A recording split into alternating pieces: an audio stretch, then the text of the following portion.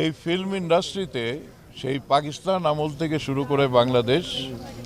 পর্যায়ক্রমে এই এফডিসিটাই হচ্ছে সূতিকাগার এবং এই এফডিসি এই চলচ্চিত্র শিল্পের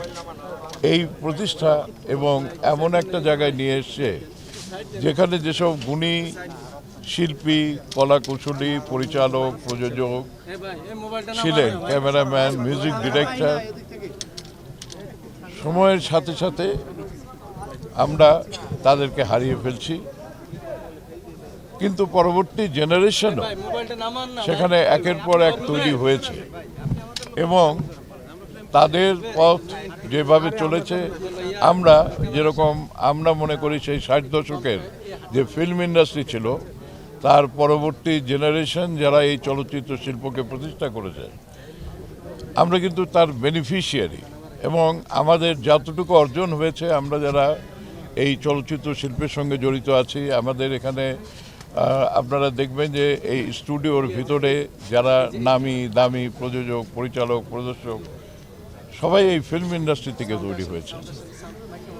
এখন মানুষ জন্মাবে মানুষ চলে যাবে তার কাজ সে রেখে যাবে এবং সেই কাজটাকে পরবর্তী জেনারেশন ক্যারি করে নিয়ে যাবে এবং সেটা প্রতিষ্ঠিত হবে এমনভাবে যেন এই চলচ্চিত্র শিল্প তার যে হারানো গৌরব ছিল সেই গৌরবটাকে আমরা পুনর্বাসিত করতে পারি।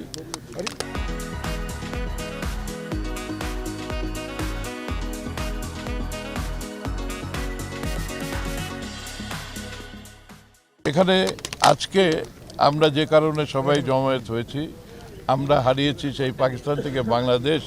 পর্যন্ত এই চলচ্চিত্র শিল্পকে যারা গড়ে তুলেছিলেন তার মধ্যে অন্যতম ছিলেন আমাদের নৃত্য পরিচালক এবং নায়ক ইলিয়াস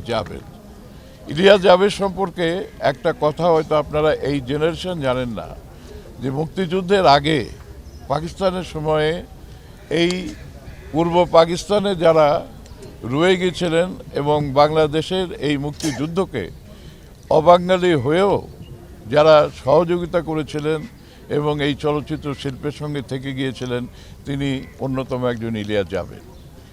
অদ্যাবধি আমরা তার কোনো রকমের স্বীকৃতি দেইনি, আমরা জাতীয়ভাবে তার এই অবস্থানটাকে আমরা সরকারিভাবে তুলে ধরিনি, কিন্তু উনি দর্শকের কাছে সিনেমার দর্শকের কাছে যথেষ্ট উনি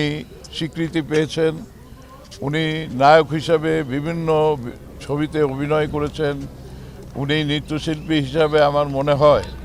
যে সেই পরিচালক হিসাবে শতকরা ৮০টা ছবি সেই শুরু থেকে আরম্ভ করে